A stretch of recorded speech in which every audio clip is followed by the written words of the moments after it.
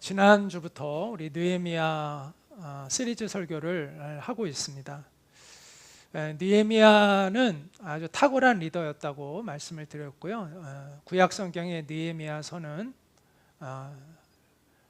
성경적 리더십의 교과서와 같다라고 이야기를 했습니다. 그래서 하나님 나라 중심의 리더십이라는 주제를 지난번에 다루었고요. 이번까지도 하나님 나라 중심의 리더십에 대한 이야기를 하려고 합니다. 오늘 또 처음 오신 분도 있고 해서 간단하게 느헤미야에 대한 설명을 좀 한다면, 느헤미야는 이스라엘 백성들이 바벨론 제국에 의해서 포로로 끌려가서 노예 생활을 했는데,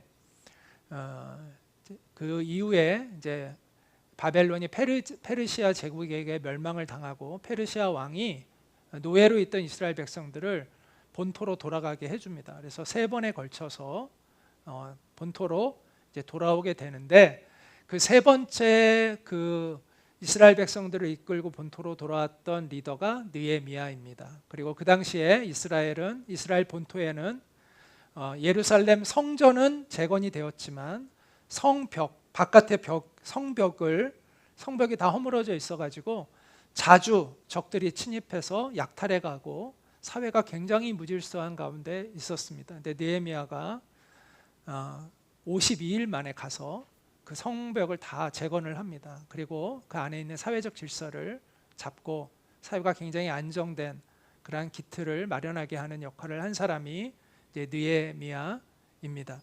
이 느헤미야의 이야기를 이제 계속해서 보고자 하는데요. 지난번에 제가 하나님께 쓰임받는 사람은 어떤 사람인가라는 것에서 3가지를 이야기했습니다. 첫째, 하나님 나라에 관심이 있어야 된다. 그 다음에 시대적인 소명의식, 그것을 찾은 사람이어야 된다. 그 다음에 주님만을 나의 삶의 보장으로 삼고 용기 있게 가야 되는 것이죠. 그런 사람이어야 한다라고 말씀을 드렸습니다. 여기에 한 가지를 오늘 더 추가하려고 합니다. 바로 올바로 기도하는 사람입니다. 자, 여기서 올바로라고 이야기했습니다. 자, 올바로라는 것은 기도의 목적을 잘 알고 기도하는 사람이죠. 우리가 교회를 다니면 누구나 다 기도하죠. 근데 중요한 것은 올바로 기도하는 사람이 되느냐라는 것입니다. 자, 올바른 기도를 드리려면 기도의 목적이 무엇인가를 알아야 됩니다. 같이 한번 읽어볼까요? 시작. 기도의 목적은 나의 소원을 성취하기 위한 것이 아니라 하나님의 뜻을 성취하기 위한 것이다. 이 기도의 목적을 명확하게 알아야 됩니다. 우리가 보통 종교 생활을 하는 수많은 사람들, 교회를 다니거든 절을 다니든 또 어떤 종교를 가지고 있든 대부분의 사람들은 자기의 소원을 성취하기 위해서 종교 생활을 하고 믿잖아요. 기도하잖아요. 그런데 성경적 기도는 그것이 아니다라는 것입니다. 내 목적을 성취하기 위한 것이 기도가 아니라 하나님의 뜻을 성취하기 위한 것이 올바른 기도다. 이 기도에 대한 명확한 개념이 우리 가운데 먼저 필요하다라고 말씀을 드립니다. 자, 한국 교회만큼 기도를 열심히 했던 교회가 없습니다. 물론 지금은 한국 교회도 그 기도의 열정이 좀 많이 식긴 했어요. 새벽기도, 한국이 만들어낸 브랜드예요. 새벽기도라는 이 명칭이. 통성기도도 한국이 만들어낸 겁니다. 그래서 저는 통성기도는 한국 사람들만 하는 줄 알았어요. 근데 제가 미국에 가서 보니까 남미 사람들이 또 그렇게 통성기도를 잘하더군요. 거기도 우리 못지않게 아주 뜨겁게 기도하면서 한국만 이렇게 통성기도 막 소리내서 기도하는 건 아니구나라는 걸 느꼈습니다. 근데 어쨌든 한국은 대표적으로 새벽기도, 통성기도, 기도 정말 많이 하는 사람들, 이렇게 세계 교회에 알려져 있습니다. 그런데 우리 한국 교회의 문화 가운데 이런 새벽기도, 통성기도, 이러한 그 기도의 열정이 어디에서부터 많이 나온 것이냐면 지성이면 감천이라는 정서에서부터 많이 나왔습니다. 지성이면 감천. 그러니까 지극한 정성을 우리가 신에게 하늘에 빌면 내 소원이 이루어진다라는 그러한 생각들이 강하죠. 그래서 예전에 정한수 이렇게 갖다가 바치고 막 빌면서 정성껏 기도하는 그 습관이 우리 조상들에게 있었잖아요. 그것이 이제 교회 안에 들어와서 이제 뭐 정한 수를 떠놓고 이러진 않지만 열심히 그냥 내 그 간절히 내 소원을 아뢰면 하나님이 내 소원을 들어줄 거라는 그러한 기대를 가지고 그렇게 열심히 기도를 했습니다. 그런데 물론 열심히 기도하는 건 좋은데 안 하는 것보다는 하는 게 훨씬 좋죠. 근데 지성이면 감천의 기도는 하나님이 기쁘게 받으시는 형태의 기도는 아닙니다. 물론 안 하는 것보다는 낫겠지만 그것이 하나님이 기뻐하시는 형태의 기도에는 너무 못 미치는 것이죠. 그건 내 중심이죠. 내 바램, 내 소원, 내 중심의 기도죠. 지성이면 감천의 기도는요, 그와 같은 기도로는 하나님께 쓰임받을 수가 없습니다. 하나님 역사에 동참하는 사람이 될 수는 없습니다. 종교적인 열심은 가질 수 있겠지만 하나님의 역사에 쓰임받는 사람이 될 수는 없다라는 것입니다. 자, 그러면 어떤 기도를 우리는 드려야 하는가? 같이 한번 읽겠습니다. 시작. 하나님의 나라를 위한 기도. 자, 예수님은 이것을 이렇게 가르쳐 주셨습니다. 기도할 때 이방인과 같이, 이방인은 누구를 얘기하냐면 이스라엘 사람들이 아닌 하나님을 모르는 사람들을 얘기하는 거예요. 그 사람들처럼 중언부언하지 마라. 같은 말을 계속 반복하는 걸 이제 중언부언이라고 흔히 하죠. 그들은 말을 많이 하여야 들으실 줄 생각하느니라. 그러므로 그들을 본받지 말라. 그런 종교적 기도를 네가 본받지 말아라. 구하기 전에 너희에게 있어야 할 것을 하나님 너희 아버지께서 아시느니라. 이렇게 말씀해요. 그럼 기도하지 말라고요? 아니요, 그게 아니라 기도하라는 거예요. 그러므로 너희는 이렇게 기도하라. 이렇게 가르쳐 주시죠. 어떻게 기도하라고요? 하늘에 계신 우리 아버지요, 이름이 거룩히 여김을 받으시오며, 하나님의 이름이 거룩히 여김을 받으시도록 기도하라. 그리고 하나님의 나라가 임하시도록 기도해라. 그리고 하나님의 뜻이 저 하늘에서 이루어진 것 같이 이 땅에서 이루어지도록 기도해라. 이렇게 가르쳐 주셨습니다. 예수님이 또 이렇게 기도에 대해서 가르쳐 주셨어요. 그러므로 염려하여 이러기를 무엇을 먹을까, 무엇을 마실까, 무엇을 입을까 기도하지 말아라. 이는 다 이방인들이 구하는 것이라. 하나님을 알지 못하는 사람들이 기도하는 것이다. 너희 하늘 아버지께서 이 모든 것이 너희에게 있어야 할 줄을 아시느니라. 그런즉 너희는 먼저 그의 나라와 그의 의를 구하라. 그리하면 이 모든 것을 너희에게 더하시리라. 자, 제가 기도를 이야기하면서 좀 많이 강조하는 건데, 그렇다고 해서 하나님이 우리의 필요를 뭐 절대 나한테 와서 갖고 와서 기도하지 마 이런 말씀은 아닙니다. 해도 돼요. 내가 걱정이 되는데 하시면 돼요. 그런데 우리가 그 단계를 더 뛰어넘을 수 있는 믿음을 가지는 사람이 되기를 하나님은 원하신다라는 거예요. 그런 차원으로 이해를 하시면 돼요. 우리가 내 중심의 기도에서 하나님 나라 중심의 기도로 네가 옮겨지는 그런 믿음의 사람이 되기를 원한다라고 하나님이 우리에게 말씀하고 있는 것이죠. 예수님이 그것을 가르쳐주고 계신 것이죠. 자, 지성이면 지성이면 감천의 자기 중심적 기도는 자칫하면 중언부언하는 기도가 될 수 있습니다. 자칫하면. 무조건 중언부언이라고 말할 수는 없지만 자칫하면 그럴 수 있습니다. 예수님은 우리의 필요를 위해서 우리가 집요하게 정성 들여서 반복적으로 하나님 앞에 기도할 필요는 없다고 말씀하십니다. 왜냐하면 하나님은 우리의 형편과 사정을 잘 알고 계시다고 말씀합니다. 자, 그렇다면 우리가 어디에 집중해서 기도를 해야 할까요? 하나님의 영광을 구하는 기도, 하나님의 뜻이 이 땅에 이루어지기를 위하여 드리는 기도, 하나님의 나라와 의가 이 땅에 이루어지기를 원하는 그 기도를 마음을 기울여 드리라고 말씀하고 있습니다. 느헤미야는 그런 기도를 하나님께 올려드렸습니다. 지난주에도 이 기도문을 제가 보았는데 다시 한번 보겠습니다. 자, 느헤미야가 뭐라고 하나님께 기도했냐? 주 하늘의 하나님, 위대하고 두려운 하나님, 주님을 사랑하는 이들과 세운 언약, 주님의 계명을 지키는 이들과 세운 언약을 지키시며 은혜를 베푸시는 하나님, 이제 이 종이 밤낮 주님 앞에서 주님의 종 이스라엘 자손을 위하여 드리는 이 기도에 귀를 기울이시고 살펴주십시오. 우리 이스라엘 자손이 주님을 거역하는 죄를 지은 것을 자복합니다.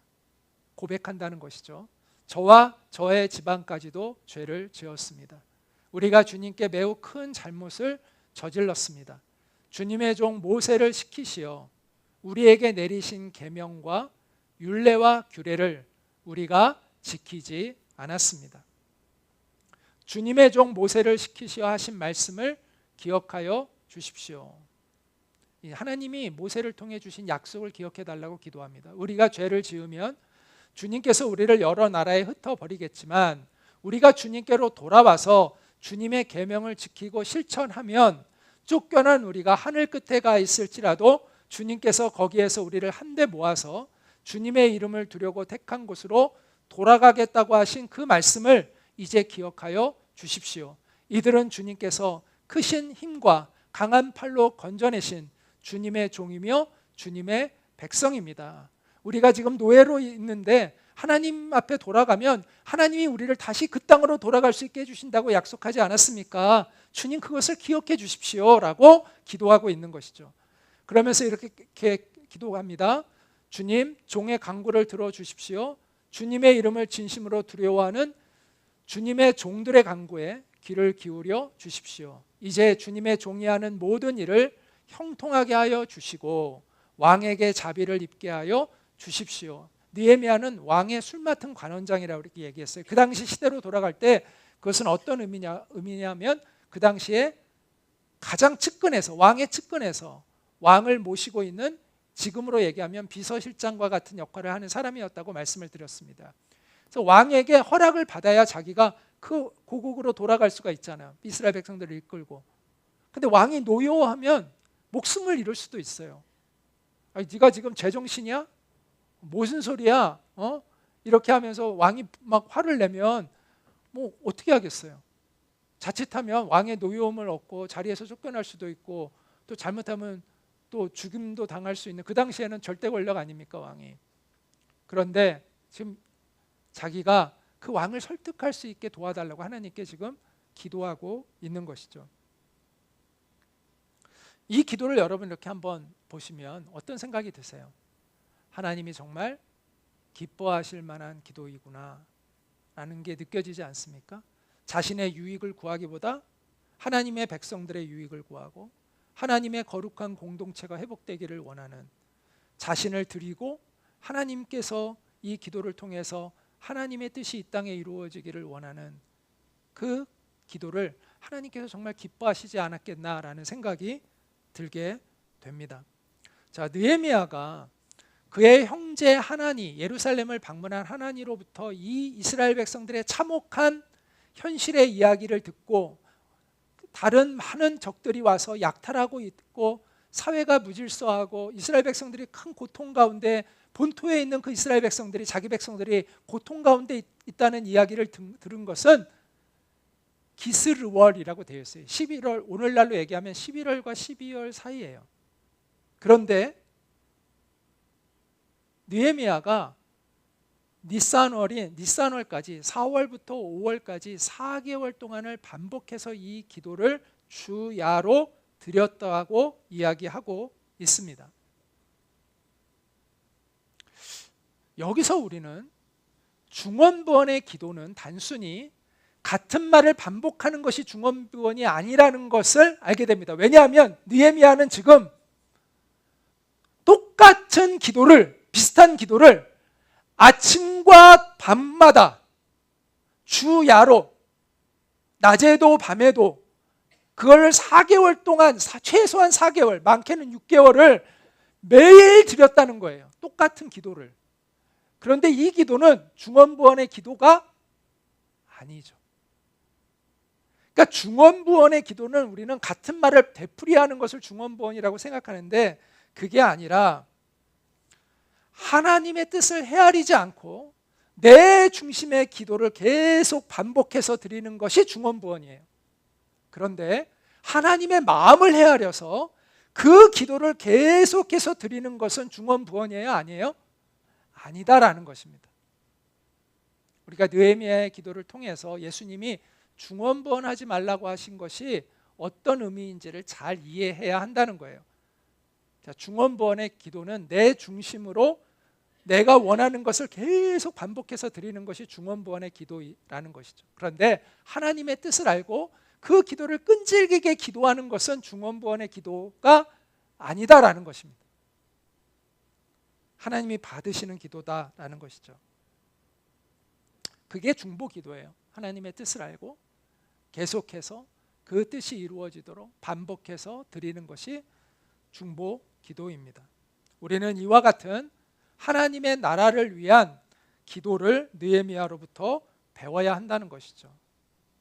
자, 또 하나 우리가 느헤미야로부터 배워야 하는 것은 한번 같이 한번 읽어볼게요. 시작. 하나님의 말씀을 붙잡고 하는 기도입니다. 자, 느헤미야의 기도를 보면 또박또박 분명하게 하나님의 말씀에 의지하여 기도하고 있는 것을 보게 됩니다. 자, 아까 우리가 보았던 느헤미야 1장 5절부터 11절 중에서 8절과 9절이 바로 이 약속을 붙들고 하는 기도입니다. 자, 모세는 1000년 전의 인물이에요. 약 1000년 전 느헤미야로부터. 근데 그 느헤미야로부터 1000년 전에 하나님께서 모세를 통해서 주신 성경 말씀이 있어요. 그걸 이제 모세오경이라고 해서 창세기, 출애굽기, 레위기, 민수기, 신명기인데 그 중에서 여기에 보면 레위기와 신명기에 있는 말씀을 가지고 와서 기도합니다. 주님의 종 모세를 시키시어 하신 말씀을 기억해 주십시오. 하나님이 모세에게 주신 약속을 기억해 주십시오. 우리가 죄를 지어서 주님 앞에 주님을 거역하면 주님이 우리를 쫓아내시겠지만 우리가 주님께로 돌아오면 다시 우리를 모아서 주님이 약속하신 그 땅으로 돌아가겠다고 하신 그 약속을 기억해 주십시오 라고 기도하고 있다라는 것이죠. 실제로 그런 말씀이 있었을까요? 맞습니다. 레위기에 보면 하나님이 이렇게 경고하셨습니다. 너희가 내 말을 듣지 않고 나를 거역하면 나는 노하여 너희를 거역할 것이며 너희가 지은 죄보다 7배나 더 벌을 받게 하겠다. 나는 너희를 여러 민족 사이로 흩어버리고 칼을 뽑아 너희 뒤를 쫓게 할 것이다. 너희가 살던 땅은 버려진 채 거칠고 쓸모없는 것이 될 것이며 너희가 살던 마을들은 폐허가 될 것이다. 이렇게 약속이 아니라 이렇게 경고하셨죠. 근데 이스라엘 백성들이 그렇게 됐죠. 다른 나라의 침략에 의해서 이스라엘에 있는 백성들이 다 노예로 끌려가고 그렇게 비참하게 됐죠. 그런데 하나님께서 또 약속의 이런 말씀을 또 주셨어요. 1000년 전에 모세를 통해서. 자, 모세가 이렇게 얘기합니다. 여러분이 여호와 하나님에게서 쫓겨나 흩어져 사는 외국 땅에서 내가 한 말이 생각나거든. 마치 그런 일이 일어날 것을 모세는 봤던 것 같아요. 여러분과 여러분의 자손들은 여러분의 하나님 여호와께 돌아와 마음을 다하고 정성을 다하여 내가 오늘 여러분에게 가르치는 하나님의 명령을 지키십시오. 다시 하나님의 말씀으로 돌아오라는 거죠. 그러면 여러분의 하나님 여호와께서 여러분을 불쌍히 여기셔서 여러분을 흩어진 그 나라에서 다시 모아 돌아오게 하실 것입니다 라고 이야기하고 있습니다. 느헤미야는 정확하게 하나님이 주신 이 약속의 말씀들을 붙잡고 기도하고 있었던 것을 우리가 알게 됩니다.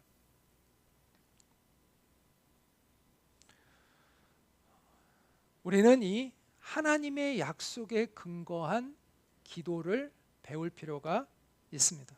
자, 어떤 사람들은 영적인 기도, 신령한 기도라고 하면 방언 기도를 자꾸 생각을 해요.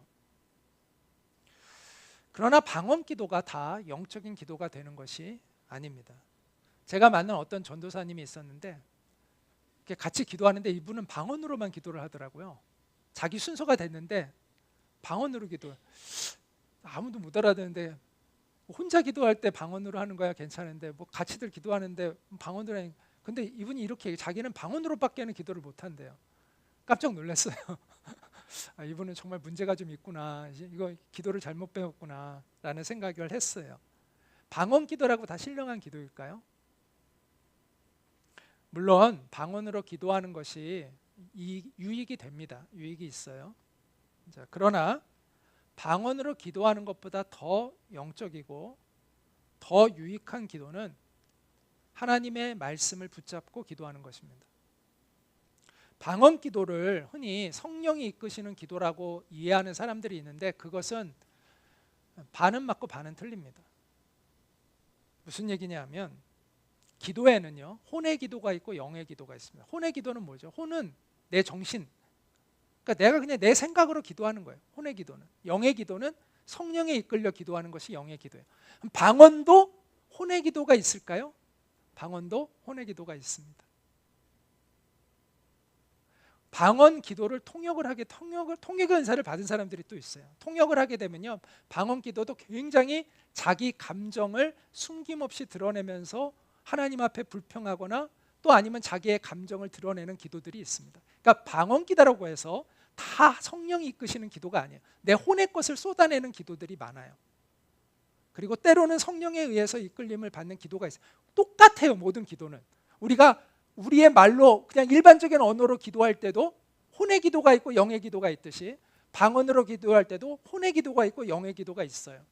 그리고 방언으로 기도하는 사람들 중에서는 이렇게 막 집중하지 않고 막 이렇게 두리번 하면서 말로 막 방언하는 사람들 있어요. 저는 그건 기도가 아니라고 생각해요. 모든 기도는요, 혼의 기도가 있고 영의 기도가 있어요. 집중된 기도가 있고 잡념으로 가득 차 있는 기도가 있는 거예요.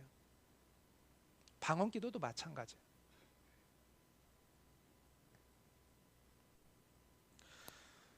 그래서 중요한 거는 일반적인 우리의 언어, 우리가 보통 한국말로 하죠. 방언의 은사를 가졌느냐 안 가졌느냐 그게 중요한 게 아니라, 방언으로 기도하느냐 한국말로 기도하느냐 이게 중요한 게 아니라 하나님과 올바른 관계를 맺고 내가 있느냐, 그리고 내 마음이 주님께 집중해 있느냐, 그리고 내가 겸손하게 주님의 뜻을 받들려는 마음을 가지고 기도하고 있느냐, 이게 중요해요. 이게 되면요, 방언 기도 안 해도 괜찮아요. 방언 기도를 한다 하더라도 이게 안 되면 의미가 없는 거예요. 찬양 사역하시는 분들이 공통으로 하는 이야기가 있어요. 무슨 얘기인지 아세요? 가장 좋은 찬양은 하나님의 말씀으로 지어진 찬양이래요. 그런 찬양은 힘이 있대요. 자기가 찬양을 해도 힘이 있다고 얘기하더라고요. 마찬가지예요. 기도도요, 가장 좋은 기도는 어떤 기도인지 아세요? 하나님의 말씀을 중심으로 하는 기도예요. 그런 기도는요, 힘이 있고 성령의 이끌림을 받게 되어 있어요. 성령께서 인도하시는 기도의 특징은 항상 하나님의 말씀을 확증합니다. 성령이 이끄시는 기도는 항상 하나님의 말씀을 우리에게 확증시켜 주는 거예요.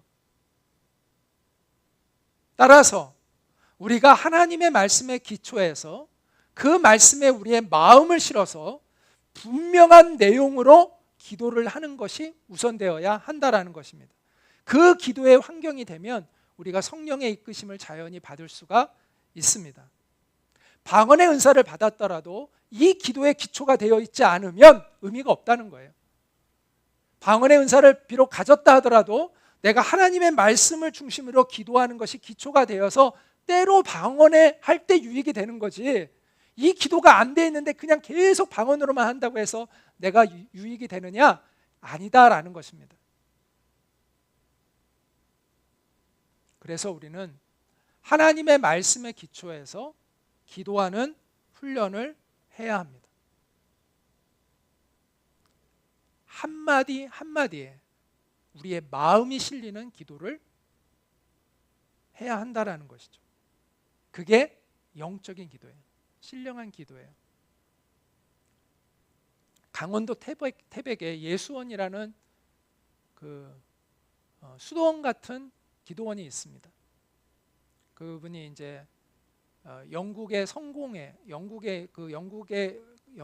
그 복음주의 교회를 이제 성공회라고 하는데, 그 성공회 교단에 속한 그 목사님이에요.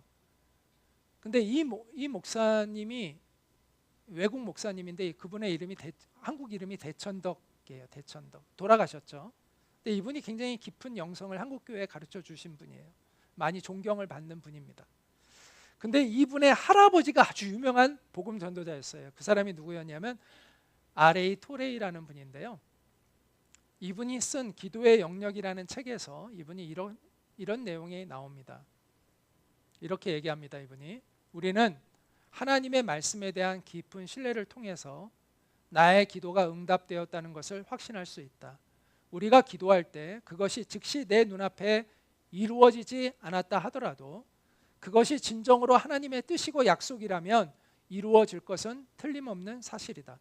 우리가 기도의 응답을 받기 위해서 지루한 기도회를 가질 필요가 없고 열광적인 감정의 세계에 자신을 투신할 필요가 없으며 황홀경의 경지나 혹은 무의식의 세계 그리고 신약 성경과 아무런 관계가 없는 체험에 빠질 필요가 없다. 우리는 그런 체험보다도 그러한 감정보다도 그러한 황홀경보다도 거짓말하시지 않는 하나님의 변할 수 없는 말씀에 확신과 근거를 두고 있기 때문에 이렇게 담대히 말할 수 있는 것이다. 이렇게 써놓고 있습니다. 이 토레이 목사님이 로마서 10장 17절의 말씀 한번 같이 읽어볼까요? 시작. 믿음은 들음에서 나며 들음은 그리스도의 말씀으로 말미암았느니라. 자, 이 말씀을 인용하면서 진정한 믿음은 어디에서부터 생긴다? 하나님의 말씀으로부터 생기는 것이다. 자, 믿음은요 근거가 있어야 돼요. 근거가. 믿음은 근거를 필요로 하는 거예요. 근거 없는 믿음은 망상이라고 얘기하는 거예요. 자, 우리가 믿음이 있으려면 믿음의 근거가 있어야 돼요. 그 근거는 하나님의 말씀이라는 것입니다.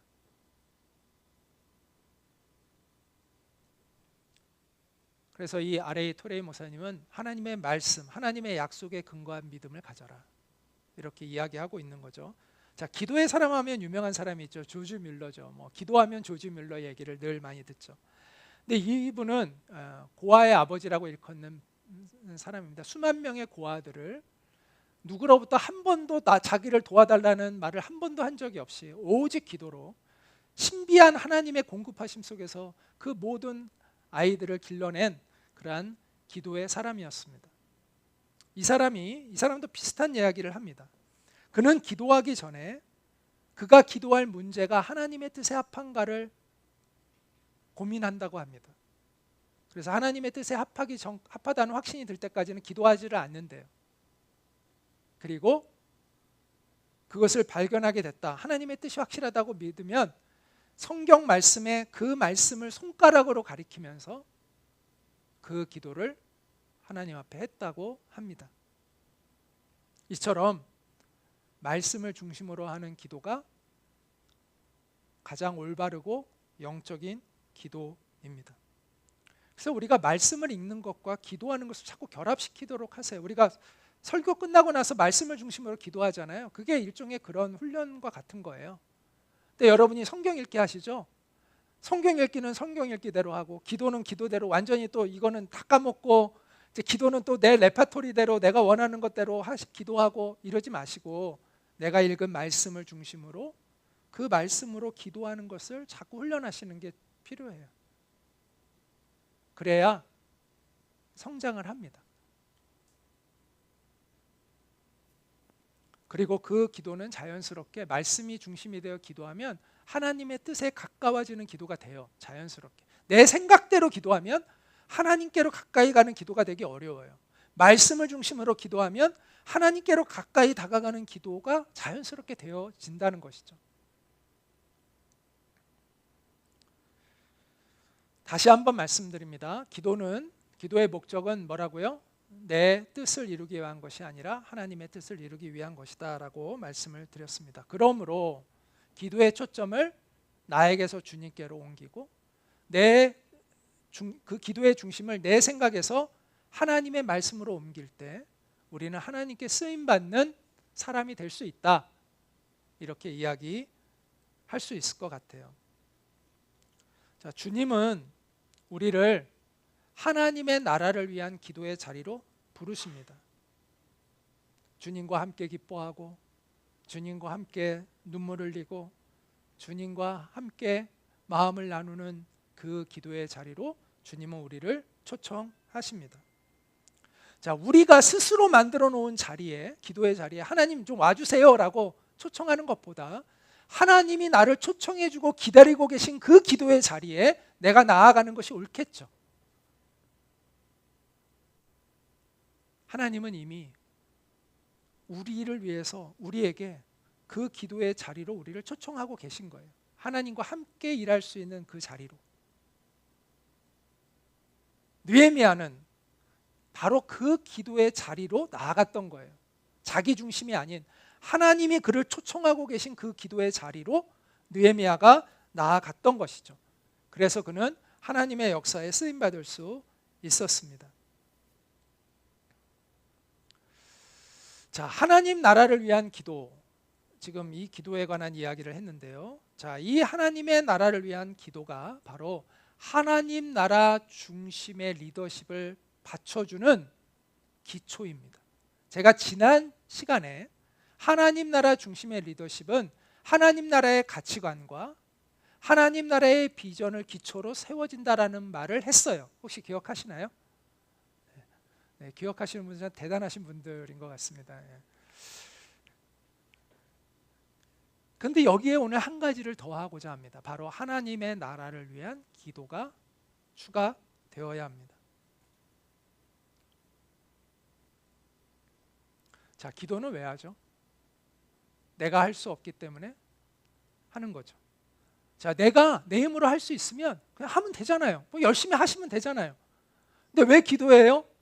내 힘으로 할 수 있는 것이 아닌 것을 내가 느끼기 때문에 기도하는 것이죠. 하나님의 역사는요, 하나님의 뜻을 이루는 일은 내 힘으로 할 수 있는 게 아니라 성령의 도우심이 있어야만 가능한 일입니다. 그래서 이 땅에서 하나님의 역사를 이루어 나가기를 꿈꾸는 모든 사람들은 하나님 나라의 중심의 기도를 할 수밖에 없어요. 기도할 수밖에 없어요. 그래서 예수님이 제자들에게 이렇게 기도하라고 가르쳐 주신 것이죠. 같이 한번 읽겠습니다. 하늘에 계신 우리 아버지, 아버지의 뜻이 하늘에서 이루어진 것 같이 땅에서도 이루어지게 하소서. 하나님의 뜻이 이 땅에 이루어지게 하소서. 이 기도를 네가 해라. 제자들에게 그렇게 기도를 가르쳐 주셨던 것이죠. 자, 지금 여러분이 하나님께 올려드리는 그 기도를 한번 돌아보시기 바랍니다. 하나님의 나라를 위해서 여러분 기도하고 있습니까? 여러분의 삶에, 여러분의 가정에, 여러분의 일터에 하나님의 뜻이 이루어지기를 위해서 기도하고 있습니까? 수십 년 동안 신앙생활을 해도 성장하지 못하고 제자리 걸음을 하는 사람들이 많아요. 그런데 그 이유 중에 하나는 기도가 변하지 않아서 그래요. 기도가 변해야 삶이 변하는 거예요. 기도가 성장해야 신앙도 성장할 수 있는 거예요. 기도가 열려야 하나님의 뜻 안에서 내 미래도 열리는 거예요. 하나님의 나라를 위한 기도를 하고 있지 않다면 이제는 하나님의 나라를 위한 기도를 하시기 바랍니다. 하나님의 마음으로 사람을 볼 수 있도록 기도하세요. 하나님의 마음으로 세상을 볼 수 있도록 기도하세요. 하나님의 마음으로 여러분의 일을 바라볼 수 있도록, 여러분의 비즈니스를 하나님의 마음으로 바라볼 수 있도록 기도하세요. 또한 하나님의 마음으로 여러분의 가족들을, 배우자를, 자녀들을 하나님의 마음으로 바라볼 수 있도록 기도하세요. 내 중심으로 하지 말고 하나님의 마음으로 사람들을, 세상을, 일을, 내 주위에 있는 내 가족들을 바라볼 수 있도록 기도하세요. 그게 하나님의 나라를 위한 기도예요. 내 뜻이 아닌 하나님의 뜻이 이루어지기를 원하는 기도를 드리는 것이죠. 진정한 기도의 결과는 자아가 깨지고 하나님 중심의 사람이 되게 합니다.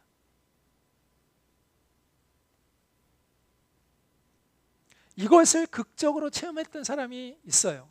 그게 바로 누구냐면 창세기에 나오는 야곱이라는 사람이에요. 야곱은 아브라함 아시죠? 아브라함의 손자예요. 아브라함, 이삭, 야곱 이렇게 흘러가는데, 요셉 이렇게 흘러가는데 아브라함의 손자가 야곱이에요. 자, 야곱은 성경에서 자아가 굉장히 강한 사람으로 알려져 있죠. 강한 사람이었죠. 성경에서 가장 자아가 강한 사람 하면 야곱을 많이 얘기합니다. 이 야곱은 욕심도 많았고요, 교활하기까지 한 사람이었어요. 그래서 그의 형이, 둘이 쌍둥이인데 형이 장작, 이스라엘도 우리나라랑 비슷하게 맏아들에게 그 권한이 주어져요. 가장 큰 권한이. 그걸 장자권이라고 그래요. 장자가 되는, 장자의 권리인데 야곱은 자기 형에게서 이걸 뺏고 싶었어요. 근데 형이 하루는 들에 나갔다가 왔는데 이 야곱이 끓인 죽이 먹고 싶은 거예요. 너무 배가 고프니까. 그 죽을 달라고 하니까 야곱이 거기서 꾀가 생기니까 뭐라고 얘기하냐면, 내가 이거 줄 테니까 나에게 형 장자권을 넘겨 라고 얘기를 해요. 그러니까 이 에서는 또 사람이 좀 경망스럽거든요. 그래가지고 별로 생각이 없이 사는 사람이에요. 그러다 보니까 알았어 그래. 그러면서 넘겼어요. 이처럼 야곱은 아주 꾀가 많고 자기 것을 탁 챙기려고 하는 그런 사람이었어요. 또 야곱은 자기 그 아버지가 눈이 멀어가지고, 아버지는 큰아들을 좋아해.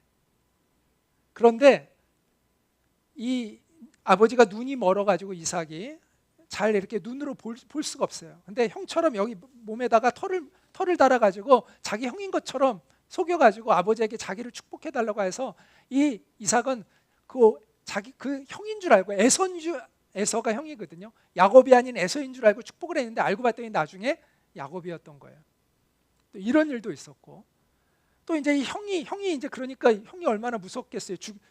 죽이려고 하죠. 동생이 미워가지고 자기 걸 다 뺏어 가니까. 그래가지고 또 자기가 도망을 가요. 그래가지고 라반이라는 그 외삼촌 집에서 또 일을 하는데, 여기서 또 외삼촌의 재산을 또 자기가 또 많이 이렇게 속여가지고 재산을 늘려나가요. 물론 라반도 속이고 야곱도 속이고 서로 속이면서 몇십 년 동안, 한 20년을 서로 속이면서, 여기서는 또 야곱의 노동력을 착취하고, 또 야곱은 또 여러 가지를 이용해 가지고 그 삼촌의 재산을 또 이렇게 뺏어서 늘려나가요. 하여튼 이렇게 굉장히 자아가 강하고 욕심이 많고 자기 중심적이고 자기의 손해는 절대 보지 않는 이런 사람이 야곱이었어요. 그런데 이 야곱의 존재와 인생을 변화시킨 어떤 계기가 있었는데, 그건 뭐냐면 하나님과의 씨름이었습니다. 하나님과의 씨름. 그 이야기가 성경에 나오죠. 야곱이 이제 20년 동안을 형을 피해서 도망가 있다가 이제 하나님이 고향으로 돌아가라 그래요. 그래서 가족들을 다 데리고 이제 고향으로 돌아갑니다. 그러니까 형을 만나려니까 너무 무서운 거예요. 자기는 맨 뒤에 서요. 그리고 가족들을 앞에 서요. 사람이 좀 비겁해요. 그래가지고 무슨 일이 생기면 막 형이 막 그냥 화가 나가지고 막 쳐들어오면은 자기는 맨 뒤에서 도망가려고, 자기는 맨 뒤에 있고 가족들은 다 앞에 세워놓고 이런 사람이었어요. 그래서 이제 압봉강에서, 그 나루터에서 가족들을 먼저 보내요. 그리고 자기는 뒤에 남아있다가 거기서 한 사람과 만나서 우연히 씨름을 하게 돼요. 밤이 새도록 씨름을 하게 됩니다. 그 사람이 야곱의 환도뼈, 엉덩이뼈죠. 엉덩이뼈를 쳤는데 야곱의 뼈가 그래서 부러집니다. 그런데 야곱이 놓아주지 않고 버텨요. 계속. 그러면서 자기를 축복해 주지 않으면 나는 당신을 보낼 수 없다고 막 매달립니다. 그가 결국은 그래서 야곱에게 알았어 그래서 야곱을 축복해 줘요. 그리고 이름을 바꿔줘. 이름이 뭐라고 바꿔주냐면 이스라엘. 지금의 이스라엘이 이 야곱의 이름에서 나온 거예요. 이스라엘. 하나님과 겨루어 이겼다라는 뜻이에요. 이런 이름을 지어줍니다. 자, 그 이야기를 성경을 그 이야기를 한번 볼게요. 제가 한 이야기 그대로인데 다시 한번 보시면 도움이 될 것 같아요. 야곱은 밤에 일어나 두 아내와 두 여종과 그 11 아들을 인도하여 얍봉 나루를 건너게 하였다. 그는 그들과 그의 모든 소유를 그 시내 건너편으로 보내고 자기만 홀로 남았는데 어떤 사람이 와서 날이 새도록 야곱과 씨름하다가 자기가 이길 수 없는 것을 알고 야곱의 엉덩이를 쳤다. 그래서 그와 씨름하는 중에 야곱은 엉덩이 뼈가 위골되었다. 그때 그 사람이 말하였다. 날이 새는데 나를 가게 하라. 당신이 나에게 축복하지 않으면 내가 당신을 놓아주지 않겠습니다. 야곱이 이렇게 얘기한, 파랗게 쓴 건 이제 야곱이 한 얘기입니다. 자, 네 이름이 무엇이냐? 야곱입니다. 네가 하나님과 겨루고 사람과 겨루어 이겼으므로 다시는 너의 이름을 야곱이라 하지 않고 이스라엘이라 부를 것이다. 당신의 이름을 나에게 말해 주십시오. 그러자 그 사람은 네가 어째서 내 이름을 묻느냐 하며 거기서 야곱에게 축복하였다. 그래서 야곱은 내가 하나님과 대면하고서도 죽지 않고 살아남았다 하며 그곳 이름을 브니엘이라 하였다. 이렇게 써 있습니다.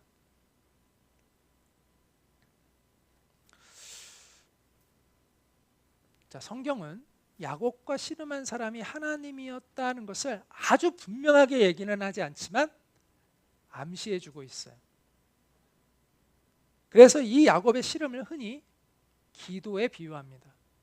그래서 이것을 기도에 비유해서 이야기를 하는데, 자, 기도에 비유하는 건 좋은데 해석에 약간 문제가 있어요. 해석에 어떤 식으로 주로 많이 우리가 이것을 해석하냐 하면, 야곱이 끈질기게 하나님과 씨름해가지고 축복을 얻어낸 것처럼 우리도 끈질기게 우리의 소원을 하나님께 아뢰고 매달리면 하나님이 야곱을 축복해 준 것처럼 우리도 축복을 받게 될 것이다 라는 해석이 많아요. 그러나 그런 해석은 우리가 지금까지 살펴본 성경에서 얘기하고 있는 그 기도에 대한 방향성과는 맞닿지 않습니다.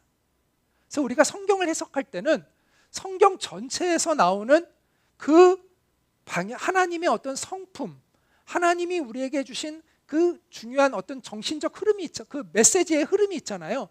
그 흐름에 기초해서 이것을 돌아볼 필요가 있어요. 그러지 않으면 굉장히 자의적인 해석을 하게 돼요. 내 경험에 비추어. 그럴듯하죠.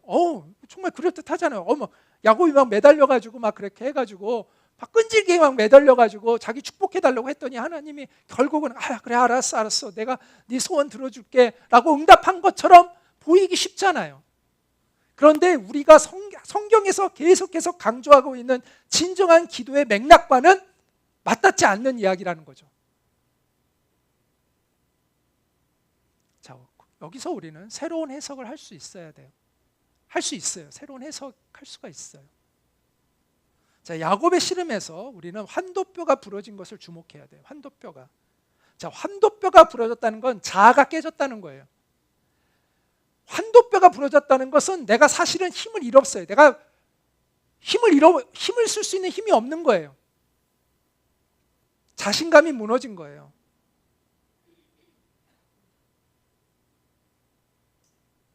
그때 비로소 야곱은 자신이 씨름하고 있는 이가 누구인지를 눈치챘던 것 같아요. 100%는 아니지만 어렴풋이나마 자신이 씨름하고 있는 분이 하나님일 수 있다라는 것을 알았던 것 같아요. 그래서 그는 상대방을 붙들고 끝까지 매달리며 이렇게 이야기했습니다. 당신이 나에게 축복하지 않으면 내가 당신을 놓아주지 않겠습니다. 자, 이거에 대한 해석을 어떻게 하느냐가 중요한 거죠. 자, 이거에 대한 해석이 뭘까요? 당신이 내 소원 들어주지 않으면 내가 당신을 놓아주지 않겠습니다라는 해석일까요? 아니면 이런 의미일까요? 당신은 복의 근원입니다. 당신만이 내게 진정한 복을 줄 수 있는 분입니다. 부디 나에게 당신으로부터 오는 그 복을 주십시오. 그렇지 않으면 저는 당신을 보내드릴 수 없습니다.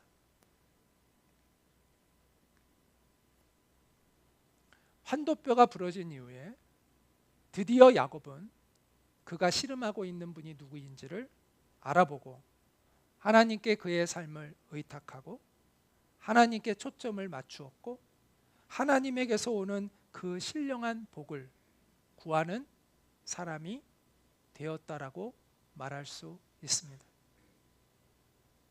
그것을 어떻게 알 수 있을까요? 목사님의 말씀도 그럴듯하네요. 그럼 이렇게도 해석할 수도 있겠네요. 네. 자, 그런데 뭐가 맞는지 어떻게 증명하죠? 그 이후에 변화된 야곱을 보면 저는 이 해석이 맞다고 생각합니다.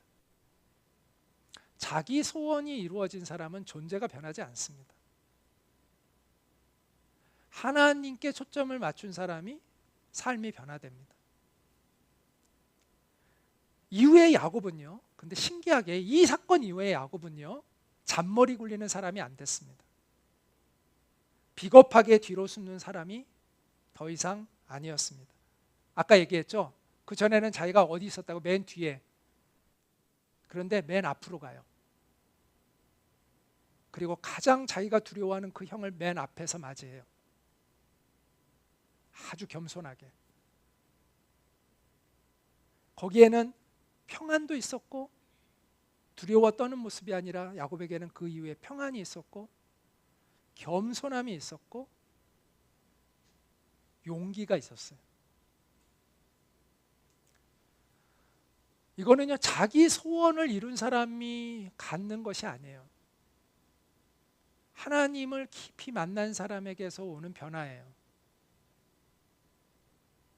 그러므로 진정한 복은 우리의 소원을 이루는 것에 있는 것이 아니라 하나님을 알아보는 것에 있다는 거예요. 우리의 환도뼈가 부러져서 하나님을 알아보는 것이 오히려 복이다라는 것입니다. 진정한 복이 되시는 하나님을 알아보고 그분께 내 삶을 의탁하고 하나님께 굴복하는 사람이 되는 것이 복이다라는 거죠. 자, 이스라엘이라는 이 이름의 뜻은 하나님과 씨름하여 이겼다라는 뜻이라고 말씀을 드렸죠. 근데 재미있는 게 뭔지 아세요? 이 이름을 지어준 사람이 하나님이다라는 거예요. 하나님. 이상하지 않습니까? 씨름에서 이긴 야곱이 야, 내가 이겼어. 내가 하나님과 싸워 이겼어. 내 이름은 이제 이스라엘이야. 이렇게 말해야 이게 정상이잖아요. 그런데 이 이스라엘이라는 이름을 지어준 이가 하나님이시다라는 거예요. 이게 너무 재밌지 않아요? 그것은 무엇을 의미할까요? 하나님이 야곱에게 은혜를 베푸셨다는 거예요. 하나님이 야곱에게 일부러 져주셨다는 거예요. 아니, 환도뼈가 부러진 사람이 무슨 힘이 있어서 그걸 이길 수가 있겠습니까? 그 전에도 못 이기고 있는데. 근데 하나님을 인정하는 그 야곱에게 하나님이 져주셨다라는 거예요. 일부러. 마치 사랑하는 아들과 씨름해서 일부러 져주고 그 어린아이의 손을 번쩍 지켜들면서 야, 네가 아빠랑 싸워서 이겼어 라고 해주는 그 따스한 아빠처럼 하나님이 야곱의 손을 들어주시고 야, 네가 이겼다 라고 해주시는 그 격려와 그 위로가 바로 하나님이 야곱을 이스라엘이라고 불러주셨다는 것이죠. 그 의미죠. 하나님이 이처럼 손을 번쩍 들어주시는 사람들이 있습니다. 하나님이 기뻐하시는 사람들이 있습니다. 하나님이 따뜻하게 위로해 주시고 격려해 주시는 사람들이 있습니다. 하나님 앞에서 자아가 깨어진 사람들입니다. 하나님 앞에서 낮아진 사람들이에요. 그래서 하나님의 얼굴을 구하고 하나님의 은혜를 갈망하고 하나님의 뜻을 찾고 하나님의 뜻이 이 땅에 이루어지도록 기도하게 된 사람들.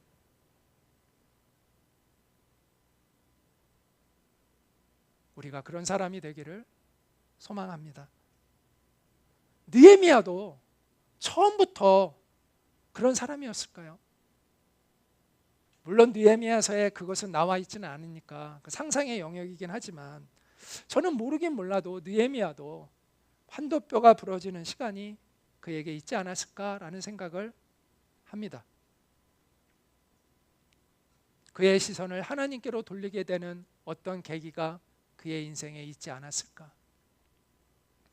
자신의 유익을 구하며 살던 삶에서 하나님의 나라를 구하는 새로운 삶으로 자신을 변화시킨 그러한 은혜의 시간이 그에게 있지 않았을까?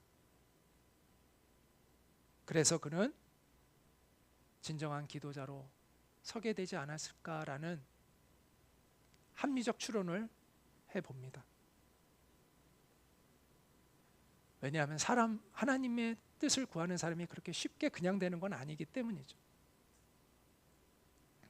우리도 그런 진정한 기도자가 되기를 간절히 소망합니다. 그래서 하나님 나라 중심의 리더십을 발휘하는 그런 진정한 리더로 우리가 성장하기를 바라고 또 하나님께 쓰임받는 우리가 되기를 간절히 소망합니다.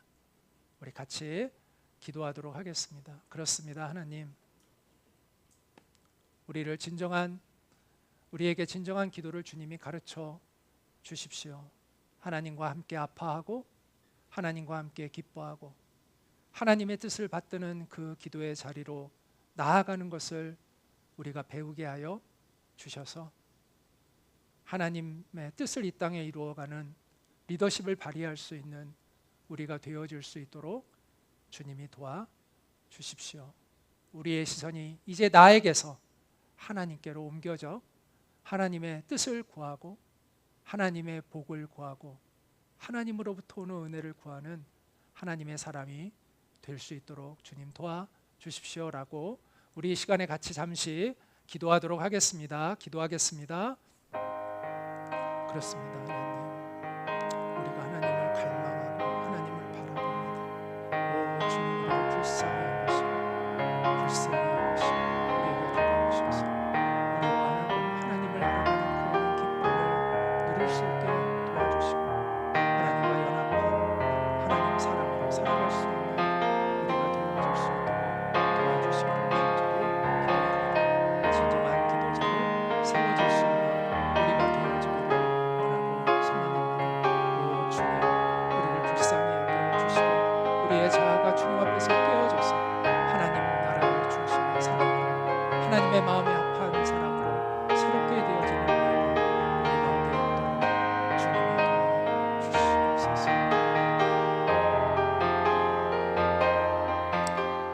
우리에게 진정한 기도를 배울 수 있도록 이끌어 주시는 주님께 감사를 드립니다. 내 중심의 삶에서 나만 바라보며 살아가는 삶에서 내 유익을 최우선으로 두고 살아가는 그러한 삶에서 우리를 돌이키게 하셔서 하나님께로 우리의 시선을 향하게 하시고 하나님 나라 중심의 삶을 살아갈 수 있도록 인도하여 주시는 주님께 감사합니다. 하나님과 함께 마음을 나눌 수 있는 그 기도의 자리에 우리가 나아가기를 원합니다. 그리고 진정한 기도를, 하나님의 나라를 위한 그 기도를, 하나님의 뜻이 이 땅에 이루어지도록 드리는 그 거룩한 기도를 우리가 주님 앞에 올려드릴 수 있는 우리가 되어지기를 원하고 소망합니다. 그래서 하나님, 우리의 존재가 변하고 우리의 삶이 변화되고 하나님의 역사에 놀랍게 쓰임받을 수 있는 우리가 되며 우리의 공동체에 소망의 빛을 전할 수 있는 우리가 되어질 수 있도록 이 땅에 하나님의 사랑과 정의를 전할 수 있는 우리가 될 수 있도록 우리의 공동체가 될 수 있도록 주님 도와 주시옵소서. 예수님의 이름으로 기도하옵나이다. 아멘. 이제는 우리의 유일한 소망 되시는 우리 주 예수 그리스도의 은혜와 하나님 아버지의 크신 사랑과 성령님의 교통하심이 진정한 기도자로 세워져서 하나님의 역사에 쓰임받기를 원하는 모든 이들 위해 늘 함께 있기를 간절히 축원하옵나이다. 아멘.